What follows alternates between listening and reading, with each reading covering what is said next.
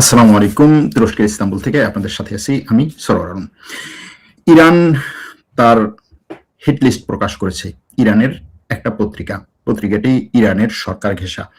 সেই পত্রিকাটি বলেছে যে ইরানের এ পর্যন্ত যতজন নেতা হত্যা করা হয়েছে, বিশেষ করে ইরানের সর্বোচ্চ ধর্মীয় নেতা আলী খামেনেইকে হত্যা করার প্রতিশোধ হিসাবে ইরানের বর্তমান সর্বোচ্চ ধর্মীয় নেতা তার ছেলে মুজতবা খামেনেই যে প্রতিশোধের ডাক দিয়েছেন, সেই প্রতিশোধের লিস্টে ১৩ জন লোক রয়েছে। ইসরায়েল, আমেরিকা এবং ইউরোপের গুরুত্বপূর্ণ ১৩ নেতা। তারা বিভিন্নভাবে ইরানের ওই পত্রিকার কথা অনুযায়ী তারা বিভিন্নভাবে ইরানের এই ঘটনার সাথে সম্পৃক্ত। অর্থাৎ পত্রিকার কথা অনুযায়ী তারা ইরানে এই যে হামলাগুলো হয়েছে সেই হামলাগুলোর ক্ষেত্রে অনেক বড় অবদান রেখেছে ইসরায়েলের পক্ষে। ইরানের হামশাহর নামক পত্রিকাটি এরকম একটা লিস্ট প্রকাশ করেছে। লিস্টে কারা আছে এটা আমরা দেখব। লিস্টে যারা আছে তাদের আসলেই বিষয়টা কি এবং এটা ইরানের সরকারের পক্ষ থেকে কিনা, ইরানের সরকার এটা নিয়ে কি ভাবছে, এগুলো নিয়ে আলোচনা করব। আরো একটা বিষয় নিয়ে আজকে আমাদের আলোচনায় থাকবে, সেটা ইসরায়েলের প্রতিরক্ষা মন্ত্রী একটা হুমকি দিয়েছে, খুব কড়া একটা হুমকি দিয়েছে। হুমকিটা হচ্ছে যে ইরানের এখন থেকে ইসরায়েল একাই ইরানে আক্রমণ করবে, আর কারো আক্রমণ করার দরকার হবে না। অর্থাৎ আর কাউকে ইসরায়েলের পাশে দরকার হবে না। এটা হচ্ছে ইসরায়েলের প্রতিরক্ষা মন্ত্রীর বক্তব্য। এই ইসরায়েলের প্রতিরক্ষা মন্ত্রী আরো একটা কথা বলেছে, সেটা হচ্ছে যে সে বা তারা অর্থাৎ এই ইসরায়েল ইরানে এবং লেবাননে, ইরানের কথাটা স্পষ্ট করে না, ওই ক্ষেত্রে লেবাননের কথা বলেছে যে ইসরায়েল লেবাননে রাফাহ মডেল প্রয়োগ করবে।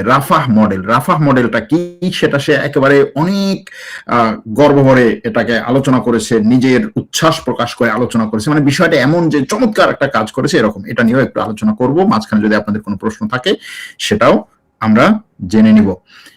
এর মধ্যে একটা শোক বার্তা দিয়ে আমরা খবরটা শুরু করি। সেটা হচ্ছে আমাদের টেলিগ্রাম চ্যানেলের প্রধান যে রিপোর্টার বা প্রধান সমন্বয়ক মোহাম্মদ মেহেদী বা মেহেদী হাসান, তার বাবা গত রাতে ইন্তেকাল করেছেন রাত ২টার সময়। ১১ দিন তিনি আইসিইউতে ছিলেন।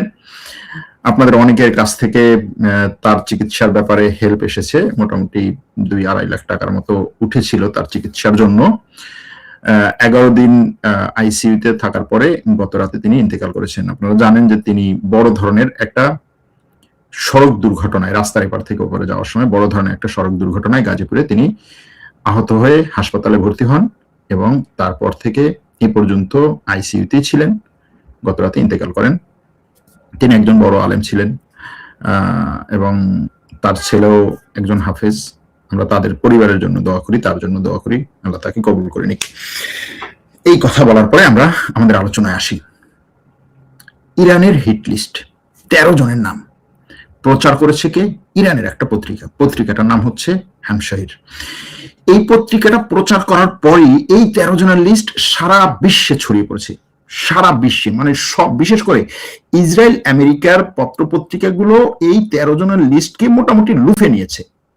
হ্যাঁ, সেই ১৩ জনের শুরুতেই আছে ইসরায়েলের প্রধানমন্ত্রী নেতানিয়াহু, তারপরে হচ্ছে আমেরিকার প্রেসিডেন্ট ডোনাল্ড ট্রাম্প, তারপরে ইসরায়েলের প্রতিরক্ষা মন্ত্রী, এরপরে আমেরিকার সেন্টকমের প্রধান বা সেন্টকম কমান্ডার, এরপরে আমেরিকার প্রতিরক্ষা মন্ত্রী, এরপরে আমেরিকার পররাষ্ট্রমন্ত্রী, তারপরে ইউরোপ থেকে আছে কয়েকজন। ইউরোপ থেকে আছে জার্মানির চ্যান্সেলর, তারপরে ফ্রান্সের প্রেসিডেন্ট, ব্রিটেনের প্রধানমন্ত্রী, এরপরে ইটালির প্রধানমন্ত্রী জর্জিয়া মেলোনি সেই লিস্টে আছে। সেই লিস্টে আরো কয়েকজন আছে। তার মধ্যে একজন হচ্ছে ইসরায়েলে নিযুক্ত আমেরিকার রাষ্ট্রদূত। এরপরে ইসরায়েলের সেনাপ্রধান সেই লিস্টে আছে, সেই লিস্টে। এরকম ভাবে টোটাল ১৩ জনের এই লিস্ট। এখন এই ১৩ জনের এই লিস্টে দেখার পরে, এই লিস্টটা দেখার পরে, 13 জনের এই লিস্টটা দেখার পরে মোটামুটি পুরো ইউরোপ বলছে দেখো ইরান কাকে টার্গেট করতেছে, ইরান কাদেরকে টার্গেট করতেছে। এখন ইরানের ওই পত্রিকাটা এটা প্রচার করেছে কিসের সাথে, বলেছে যে দেখো আমাদের, সেই পত্রিকা বলছে আমাদের সর্বোচ্চ ধর্মীয় নেতা মুজতবা খামেনেই তার বাবার শোক অনুষ্ঠানে বা হচ্ছে জানাজা অনুষ্ঠানের পরে যে বার্তা পেশ করেছেন, সেই বার্তায় বলেছেন যে ইরানের জনগণ প্রতিশোধ চায়, আমরা প্রতিশোধ নেব এবং সেই প্রতিশোধে আমরা তাদেরকেই টার্গেট করব যারা আমাদেরকে টার্গেট করেছে। এরপরই এই পত্রিকাটি বলেছে দেখো এই টার্গেটে কোন 13 জন আছে তাদের লিস্ট, এরা মৃত্যুর আগেও শান্তি পাবে না, মৃত্যুর পরেও শান্তি পাবে না, এরকম ভাবে পত্রিকাটি শেয়ার করেছে। শেয়ার করার পরে যখন আন্তর্জাতিকভাবে এটা ব্যাপক পরিমাণে মানে একটা আলোড়ন সৃষ্টি করেছে, তারপর পত্রিকাটি ওই লিঙ্কটাকে সরিয়ে ফেলেছে, কিন্তু পত্রিকা লিঙ্কটি শেয়ার করেছে। এখন প্রশ্ন হচ্ছে, যেমন ধরুন এখানে নেতানিয়াহু হচ্ছে 1 নম্বরে, ডোনাল্ড ট্রাম্প 2 নম্বরে, মার্কো রুবিও আছে, তারপরে মার্কিন প্রতিরক্ষা মন্ত্রী পিটার হেগসেট আছে, ব্রান্ড কুপার আছে, মার্কিন সেন্ট্রাল প্রধান, ইসরায়েলে নিযুক্ত মার্কিন রাষ্ট্রদূত মাইক হাকাবে আছে, তারপরে হচ্ছে ইসরায়েলের প্রতিরক্ষা মন্ত্রী ইসরায়েল কাটস আছে, ইসরায়েলের পররাষ্ট্রমন্ত্রী গিডন সার আছে, ইসরায়েলের সেনাপ্রধান ইয়েল জামির আছে, তারপরে হচ্ছে ইতালির প্রধানমন্ত্রী জর্জিয়া মেলোনি আছে, ব্রিটিশ প্রধানমন্ত্রী কিয়ার স্টারমার আছে, ফ্রান্সের প্রেসিডেন্ট ইমানুয়েল ম্যাক্রো আছে, জার্মানির চ্যান্সেলর ফ্রিডরিক মার্জ আছে। কিন্তু যদি আপনি এভাবে হিসাব করেন যে এখানে আরো অনেক ব্যক্তি আছে যারা হচ্ছে এই যুদ্ধের সাথে আরো বেশি সরাসরি যুক্ত, যেমন ধরুন তাদের মধ্যে একজনকে এভাবে বলা যায় যে ইসরায়েলের 2 জন মন্ত্রী, একজন না 2 জন মন্ত্রী, উগ্রমন্ত্রী যারা যারা একেবারে সরাসরি এই জিনিসগুলোকে উগরে দিয়েছিল, তাদের মধ্যে একজন হচ্ছে ইতামার বেন গভির, আরেকজন হচ্ছে ইসরায়েলের অর্থমন্ত্রী। এরপরে মার্কিন সিনেটর, এই যে 2 দিন আগে মারা গেল লিন্ডসে গ্রাহাম। এছাড়াও আরো অনেকজনের নাম হয়তো এখানে আপনি বলতে পারেন যে এটার মধ্যে আরো অনেকজনের নাম থাকতে পারে, কেন তার নাম নাই? যেমন ধরেন মেলানির নাম কেন এখানে, আমার কাছে এখনো পর্যন্ত এই লিস্টে মনে হয় না যে মেলানির নাম এখানে কেন। হ্যাঁ, তারপরে হচ্ছে স্মোট্রিচ নাই, হ্যাঁ, এটা একটা ব্যাপার। এরপরে হচ্ছে এখানে আরো অনেকগুলো বিষয় আছে, কিন্তু প্রশ্নটা হচ্ছে যে এই পত্রিকাটা এরকম নামগুলো প্রচার করে কি করতে চায়, তার আসলে উদ্দেশ্যটা কি? এটা একটা বড় প্রশ্ন যে এই পত্রিকার এই নামগুলো প্রচারের মাধ্যমে তার উদ্দেশ্যটা কি?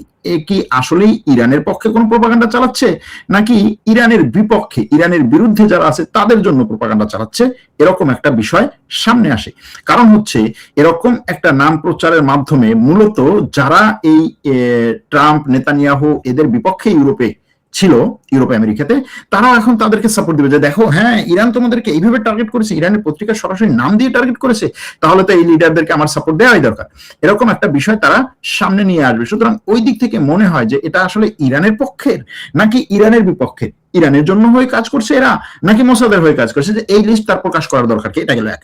দ্বিতীয় আরেকটা হচ্ছে যে এই লিস্ট প্রকাশ করার মাধ্যমে সে যে বড়ত্ব দেখাচ্ছে আসলে সেটা কত? যেমন ইরানের আগে বলেছে আমি অমুককে টার্গেট করবো, সমুককে টার্গেট করবো, একে টার্গেট করবো, ওকে টার্গেট করবো। ইরান কাকে টার্গেট করতে পেরেছে? এই যে গত যে যুদ্ধটা এ পর্যন্ত গেল, সেই যুদ্ধের যদি হিসাব করা হয়, হ্যাঁ ঠিক আছে, যুদ্ধে হরমুজ প্রণালীর মাধ্যমে আমেরিকাকে ঘায়ল করার চেষ্টা করেছে, আমেরিকার বিভিন্ন ঘাঁটিতে হামলা করেছে, যেমন এখনো বলতেছে যে হচ্ছে ইরান গত 2 দিনে আমেরিকার অনেক ঘাঁটিতে আক্রমণ করেছে। সেই ঘাঁটিগুলোর মধ্যে হচ্ছে বাহরাইনে আছে আমেরিকার ঘাঁটি, তারপরে হচ্ছে কুয়েতে, কাতারে, এই সমস্ত জায়গায় আমেরিকার ঘাঁটিতে আক্রমণ করেছে। গত 3-4 দিন ধরে এই আক্রমণ পাল্টা আক্রমণ চলছে। কিন্তু একটা রাডারে যদি হচ্ছে ইরান 10 বার আক্রমণ করে, একটা রাডারে, ধরেন বাহরাইনের আমেরিকার একটা সামরিক ঘাটে একটা রাডার আক্রমণ করতেছে 10 বার, ভাই আপনি একটা রাডারে 100 বার আক্রমণ করেন আর একবার আক্রমণ করেন, একই জিনিস প্রায় বলতে গেলে। গেল একটা। দ্বিতীয় হচ্ছে যে এই যে লোকদেরকে হিট লিস্টে রাখা হলো, এর বাইরে আরো অনেক হিট লিস্টে থাকতে পারে। এখন এদেরকে ইরানের টার্গেট করার মতো কোনো ক্যাপাসিটি আছে কিনা? সুলাইমানিকে হত্যা করার পরে ইরান বারবার বলেছিল যে আমি টার্গেট করবো, আমি প্রতিশোধ নেব। তারপরে হচ্ছে হিজবুল্লাহ প্রধানকে হত্যা করার পরে ইরান বলেছিল আমি টার্গেট করবো, আমি প্রতিশোধ নেব। ইরানের মাটিতে হামাসের প্রধানকে হত্যা করার পরে ইরান বলেছিল আমি টার্গেট করবো, এটা প্রতিশোধ নেব এবং এটা প্রতিশোধ নিতেই হবে। এবং এই প্রত্যেকটা হত্যাকাণ্ডের পরেই ইরান তার জনগণকে ব্যাপকভাবে মোবিলাইজ করে এরকম একটা পরিস্থিতি তৈরি করেছিল যে হ্যাঁ জনগণ চাচ্ছে এটার প্রতিশোধ, আমি এই প্রতিশোধ নেবই। কিন্তু এখনো পর্যন্ত সেই ধরনের কোনো প্রতিশোধ আমরা দেখিনি না। ইসরায়েলের কোনো এই ধরনের হচ্ছে বড় ধরনের কোনো ঊর্ধ্বপদস্থ কাউকে টার্গেট করতে পেরেছে না আমেরিকার।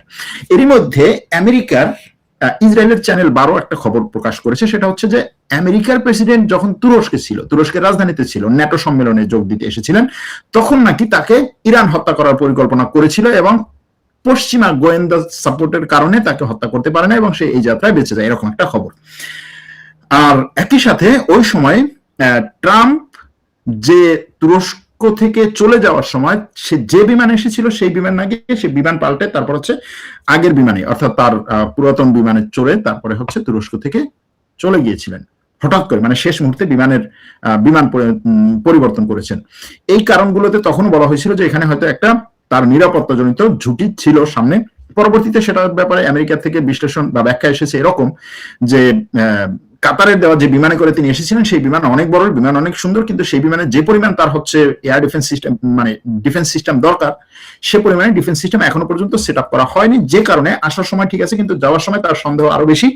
সেজন্য সে তার পুরাতন বিমান যেটায় তার প্রতিরক্ষা সিস্টেমটা আরো বেশি জোরালো সেটা ব্যবহার করে গেছেন, এরকম একটা কথা। কিন্তু এই যে ইরানের হিট লিস্টের আগেই হচ্ছে ট্রাম্প বলেছেন যে ইরান আমাকে টার্গেট করেছে এবং ইরান যে আমাকে টার্গেট করতেছে সে টার্গেটে আমি হচ্ছে 1 নম্বর লিস্টে, যতগুলো লিস্ট আছে সবগুলোতে আমি 1 নম্বরে, এটা ট্রাম্প বলেছেন। এরপরে ইরানের এই পত্রিকাটা এরকম একটা লিস্ট শেয়ার করেছে, শেয়ার করার পরে যদিও সে লিঙ্কটা তুলে দিয়েছে কিন্তু লিস্টটা শেয়ার করেছে। এরপরে হচ্ছে ইসরায়েলি চ্যানেল বলছে যে ট্রাম্পকে হত্যা করার জন্য ইরান এরকম পরিকল্পনা করছে। এখন এই সবগুলো আপনি যদি ইরানের পক্ষে হয়ে তাকান, ইরানের চোখ দিয়ে বা ইরানের পক্ষের চোখ দিয়ে তাকান, তাহলে আপনি দেখবেন যে হ্যাঁ ইরান গোয়েন্দা দিক থেকে অনেক শক্তিশালী হচ্ছে। ট্রাম্পকে হত্যা করা পর্যন্ত হত্যা করার মতো হচ্ছে পরিকল্পনা সে করে ফেলেছিল, অল্প একটুর জন্য তাকে হত্যা করতে পারেনি। এখনো পর্যন্ত তার হচ্ছে 13 জনের লিস্ট অলরেডি তৈরি করে ফেলেছে এবং 13 জন হচ্ছে ইউরোপ আমেরিকার গুরুত্বপূর্ণ রাষ্ট্রনেতা, মানে সাধারণ ব্যক্তি অথবা সেনাপ্রধান, সামরিক কমান্ডার, মন্ত্রী পর্যায়ে না, রাষ্ট্রপ্রধান বেশিরভাগই। সুতরাং সেই লেভেলের লোকদেরকে হত্যা করার পরিকল্পনা করে সে আবার হচ্ছে মানে ছবি শেয়ার করেছে যে ওপেন চ্যালেঞ্জ। এটা একটা বিশাল ব্যাপার যদি এটা এরকম ভাবে হয় ইরানের পক্ষ থেকে দেখেন। আর যদি উল্টা দিক থেকে দেখেন যে ট্রাম্প যে একটা ক্লাইম্যাক্স তৈরি করার চেষ্টা করছে, ট্রাম্প এবং ইসরায়েল যে একটা ক্লাইম্যাক্স তৈরি করার চেষ্টা করছে যে দেখো তোমরা আমাকে যে ছেড়ে যাচ্ছ, আমাকে যে ছেড়ে যাওয়ার কথা চিন্তা করছো, আমি তোমাদেরকে নাকি হচ্ছে সবচেয়ে বড় শত্রু, আমি এখন তোমরা এখন আমার কথা অনুযায়ী আমার পক্ষে দাঁড়াচ্ছ না, হ্যাঁ এই মধ্যপ্রাচ্যে আমাকে ছেড়ে তোমরা এখন হচ্ছে ইরানের সাথে বিভিন্ন ধরনের চুক্তি করতেছো, যেই চুক্তি আমি বারবার বলতেছি এই চুক্তি তোমার পক্ষে যাবে না, ইরানকে বিশ্বাস করা যাবে না। দেখো সেই ইরান তোমাদের কি পর্যন্ত হচ্ছে হিট লিস্টে রাখছে, শুধুমাত্র আমাকে রাখে নাই, আমার পাশেই তোমাকে রাখছে, আমার নিচেই তোমাকে রাখছে হিট লিস্টে। এই বার্তাটা ইরানের গোয়েন্দা সংস্থা দিতে পারে তাদেরকে, যেমন ট্রাম্প অলরেডি হচ্ছে ইউটার্ন নিয়েছে। ট্রাম্প বলছে হ্যাঁ ইসরায়েলের সাথে আমার যত যাই হোক কিন্তু আমি তো হিট লিস্টে, সুতরাং এই ইরানের বিরুদ্ধে ইসরায়েলের পক্ষে আমার দাঁড়াতেই হবে এবং ইসরায়েল যা করে সেটার পক্ষে আমাদের কাজ করতে হবে। এরই মধ্যে আবার ইসরায়েল বলছে যে না আমি একাই ইরানকে হামলা করার জন্য যথেষ্ট, সেটার জন্য আমি প্রস্তুতি নিচ্ছি এবং একাই আক্রমণ করব। এই যে পুরো ক্লাইম্যাক্সটা, এই জন্য আমার কাছে মনে হয় যে ইরানের পত্রপত্রিকা যেটা শেয়ার করেছে এটা হয়তো বুঝে অথবা না বুঝে এমন ভাবে কাজটা করেছে যে এটা মূলত ইরানের চেয়েও ইসরায়েলের পক্ষে বেশি কাজ করছে। এবং এরকম হতে পারে যে ইরানের মধ্যে থাকা ইসরায়েলের গোয়েন্দা সংস্থার পক্ষ থেকেও এটা ছাপানো হতে পারে। এখন যে পত্রিকাটা এটা ছেড়েছে সেই পত্রিকাটার ব্যাপারে যদি বলা হয়, এই পত্রিকাটা আসলে ইরানের সরকার বিশেষ করে বিপ্লবী গার্ডের খুব কাছাকাছি ঘরানার একটা পত্রিকা, খুব বড় বা খুব যে একেবারে বিশাল টাইপের হচ্ছে ইরানে নাম করা পত্রিকা সেরকম না, ছোটখাটো মানের একটা পত্রিকা। কিন্তু এই পত্রিকাটা এই খবরের মাধ্যমে সারা বিশ্বে এখন নিজের নাম ছড়িয়ে দিয়েছে গেল এটা। এরপরের ঘটনা কি? এরপরের ঘটনা হচ্ছে ইসরায়েলের প্রতিরক্ষা মন্ত্রী বলছে আমরা দক্ষিণ লেবাননে রাফা মডেল প্রয়োগ করব। এখন সে ইরানের ব্যাপারে যেটা বলেছে সেটা তো বললাম যে ইরানের ব্যাপারে বলেছে যে ইসরায়েল একাই আক্রমণ করতে পারবে, কাউকে দরকার নাই, সেটার জন্য আমরা প্রস্তুতি নিয়েছি, সেটার জন্য আমি আমার সেনাবাহিনীকে প্রস্তুত করে রেখেছি। বাদ গেল সেটা। রাফা মডেলটা কি সে নিজে বলছে, ইসরায়েলের প্রতিরক্ষা মন্ত্রী নিজে বলছে যে রাফা মডেল হচ্ছে আমরা রাফাকে মাটির সাথে গুঁড়িয়ে দিয়েছি। আমরা রাফাকে যখন মাটির সাথে গুঁড়িয়ে দিলাম, গাজা ভূখণ্ডের রাফা যে এলাকাটা মাটির সাথে যখন গুঁড়িয়ে দিলাম, রাফায় আর কোনো লোক থাকার মতো কোনো পরিস্থিতি ছিল না এবং সেখানে কোনো জায়গায় কেউ লুকিয়ে যে আমাদের উপর আক্রমণ করবে সেটারও কোনো সুযোগ ছিল না, সাধারণ মানুষও ছিল না, আর কেউ আক্রমণ করার সুযোগ পায়নি। তখন কি করেছে? তখন তারা রাফা থেকে অন্য এলাকায় গিয়েছে। আমরা রাফার এক একটা এলাকাকে ঘোষণা দিয়ে বলেছি যে এই এলাকায় আজকে আক্রমণ করবো, তোমরা এখান থেকে সরে যাও। তারা সরে যেতে পারলে গিয়েছে, না যেতে পারলে আমরা তাদেরকে এই মাটি, ধুলা, বালু, পাথর এবং সিমেন্ট বিল্ডিং সবকিছুর সাথে একত্রে গুড়িয়ে দিয়েছি। অর্থাৎ কোনো জীবিত মৃত কোনো কিছুই আমি আস্ত দাঁড়া করায় রাখি নাই, সবকিছু শেষ করে দিয়েছি। তার কথা এগুলো, যে এভাবে আমরা রাফায় সফল হয়েছি এবং সফলতার মাধ্যমে আমরা দেখিয়েছি যে ইসরায়েলের সামনে কোনো কিছু দাঁড়াতে পারে না। এটা দেখানোর পরে আমরা এই রাফা মডেল গাজার অন্যান্য এলাকায় প্রয়োগ করেছি এবং প্রয়োগ করার মাধ্যমে যে ওই সমস্ত জায়গায় জীবিত যদি কিছু থাকেও, কোনো মানুষজনও যদি থাকে, তারা মাটির উপরে নাই, মাটির নিচে আছে, টানেলে আছে অথবা মাটির নিচে লুকিয়ে আছে, যেভাবেও। সুতরাং এই রাফা মডেল প্রয়োগের মাধ্যমে তার কথা হচ্ছে আমরা কি করেছি, আমরা ওই মডেলটা আস্তে আস্তে গাজার অন্য জায়গায় প্রয়োগ করে এখনো পর্যন্ত গাজার প্রায় 80% জায়গা আমাদের কন্ট্রোলে নিয়ে এসেছি। এবং তার কথা হচ্ছে শুধুমাত্র আমাদের কন্ট্রোলেই না, বিষয়টা এরকম না যে আমি সেনাবাহিনী দিয়ে হচ্ছে ঘেরাও করে রেখেছি, সেরকম না, সেখানে আর কোনো লোক প্রবেশ করতে পারছে না এবং ওটা পুরোপুরি এখন আমাদের জায়গা। এটা তারা দক্ষিণ লেবাননে প্রয়োগ করবে, এটা হচ্ছে তার কথা। তার মানে হচ্ছে কি, যে দক্ষিণ লেবাননে যে সমস্ত বসতিপূর্ণ জায়গা আছে সেই জায়গাগুলোকে আমি মাটির সাথে মিশিয়ে দেব, সেই জায়গায় যত মানুষ আছে আমি তাদের সবাইকে হত্যা করব, সেখানে কোনো একটা জীবকে আমি বাঁচতে দেবো না। ইতিমধ্যে আপনারা জেনেছেন যে সেখানে প্রচুর পরিমাণে হচ্ছে গাছ তারা কেটে ফেলেছে, উঠিয়ে দিয়েছে, উগড়ে দিয়েছে। তারপরে হচ্ছে সেখানে যে সমস্ত ফসলই জমি ছিল, ধরেন যে সমস্ত ফসল সেখানে হয়, সবজি হোক, তারপরে ধান গম যাই হোক, সেই ফসলগুলোর উপরে তারা এমন সব ঔষধ বা রাসায়নিক দ্রব্য ছিটিয়ে দিয়েছে যে ওগুলো সব মারা গেছে। অর্থাৎ মাটির উপরে সবকিছু তারা মেরে ফেলার যে পরিকল্পনা, সেটা সে স্পষ্টভাবে নিজে বলেছে যে আমরা এই পরিকল্পনা নিয়ে দক্ষিণ লেবাননে আগাচ্ছি এবং দক্ষিণ লেবাননের যে জায়গাগুলো আছে ওই জায়গাগুলোতে আমরা যখন হচ্ছে কোনো বিল্ডিং থাকবে না, কোনো বাড়িঘর থাকবে না, কোনো মানুষজন থাকবে না, তখন তার কেউ আসতেও পারবে না। সুতরাং ওই জায়গাটা আমাদের হয়ে যাবে। এটা হচ্ছে তার এই পরিকল্পনা। এবং সে বলছে যে এই পরিকল্পনা নিয়ে আমরা গেছি। কে বলছে? ইসরায়েলের প্রতিরক্ষা মন্ত্রী, যে সেনাবাহিনীকে পুরো পরিচালনা করে যুদ্ধ চালানোর ক্ষেত্রে নেতানিয়াহুর পরে দ্বিতীয় ক্ষমতাধর যে ব্যক্তি, সে এভাবে বলেছে, এভাবে বলেছে। এটা কেন বলছে জানেন? কোন একটা দেশ অন্য কোন একটা দেশে এই ধরনের সাধারণ মানুষকে হত্যা বা গণহত্যা অথবা তাদের কথা অনুযায়ী মিলিটারি অপারেশন যখন চালায়, তখন সে বলে যে হ্যাঁ আমরা সর্বোচ্চ মানে কি বলে কেয়ার করতেছি যে সাধারণ মানুষ যেন এটা মারা না যায়, সাধারণ মানুষের জানমাল নিরাপত্তার জন্য আমরা সবকিছু করবো, সবকিছু করার চেষ্টা করতেছি। তারপরেও যদি হচ্ছে সাধারণ মানুষ দু একজন হচ্ছে নিহত হয়, তাহলে সেটা আমরা খতিয়ে দেখবো। এরকম ভাবেই সব দেশগুলো বলে। কিন্তু সে ওপেনলি বলতেছে যে আমার কাজই হচ্ছে সাধারণ মানুষকে মারা এবং তাদেরকে জাতিগত নিধন করা। এটা তার মুখের কথা। অথচ তারপরেও দেখবেন কেউ যদি তখন তাদের বিরুদ্ধে বলে যে তুমি জাতিগত নিধন করতেছো, বলছেন না না না না তুমি আমাকে হচ্ছে দোষ দিচ্ছ আমি ইহুদি হওয়ার কারণে। মানে একটা বর্ম পরে আর কি, ওই যে অ্যান্টিসেমিটিজম যে বর্মটা। যাই হোক, এই হচ্ছে পরিস্থিতি। ইরান আমেরিকার মধ্যে পাল্টা আক্রমণ, পাল্টা আক্রমণ। আমেরিকা ইরানের উপর আক্রমণ করছে, ইরানের 140টা জায়গায়, 150টা জায়গায়, বিভিন্ন জায়গায় আক্রমণ করতেছে। ইরান আবার আমেরিকার এই অঞ্চলে যে সমস্ত ঘাঁটিগুলো আছে সেগুলোতে আক্রমণ করতেছে। এটা চলতেছে, হরমুজ প্রণালী বন্ধ আছে। এই হচ্ছে যুদ্ধ পরিস্থিতির সর্বশেষ খবর। আজ এখানেই রাখছি। ভালো থাকবেন, সুস্থ থাকবেন। আল্লাহ হাফেজ।